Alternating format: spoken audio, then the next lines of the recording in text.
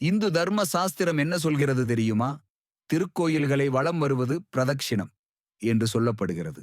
எப்பொழுதும் மும்முறை பிரதக்ஷிணம் வருவதே சிறந்தது. நிச்சயம் ஒரு முறை பிரதக்ஷிணம் செய்வதை தவிர்க்க வேண்டும்.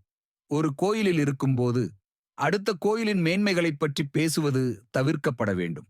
சிவலிங்கத்திற்கு அபிஷேகம் செய்த பால் உட்கொள்ளப்படக்கூடாது. ஆனால் சாலகிராம் சிலாரூபத்திற்கும் மற்றைய விஷ்ணு கோயிலின் தெய்வங்களுக்கும் அபிஷேகம் செய்த பாலை உட்கொள்ளலாம். விஷ்ணு ஆலயங்களில் கொடுக்கப்படுகின்ற துளசி பிரசாதத்தை சிரசில் தரிக்கக்கூடாது. ஆனால் அவற்றை செவிகளில் வைத்துக் கொள்ளலாம். ஆலயங்களில் அபிஷேகம் நடைபெறும்போதோ நடை சாற்றி இருக்கும் போதோ வலம் வருவது தவிர்க்கப்பட வேண்டும். ஆலயங்களில் கொடியேற்றப்பட்டு விட்டால் மறுபடி கொடி இறங்கும் வரை அந்த கோயிலைச் சுற்றி வசிப்பவர்கள் தமது இல்லங்களில் திருமணமோ வேறு சுபகாரியங்களோ செய்வதை தவிர்க்க வேண்டும்.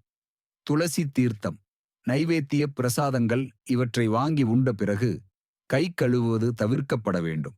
ஈரமான துணிகளோடு தெய்வ பூஜைகளும் ஆராதனைகளும் செய்வது தவிர்க்கப்பட வேண்டும். விளக்குத் திரியை விரல்களால் நீக்குதலும் சரிப்படுத்துதலும் செய்யக்கூடாத செயலாகும். இப்படி செய்வதால் வறுமை ஏற்படும். பூஜையில் பயன்படுத்தப்படுகின்ற வெற்றிலை, பாக்கு ஆகியவை இரட்டைப்படையிலேயே அமைய வேண்டும். எப்பொழுதுமே ஒற்றைப்படையில் அவற்றை உபயோகிக்க கூடாது.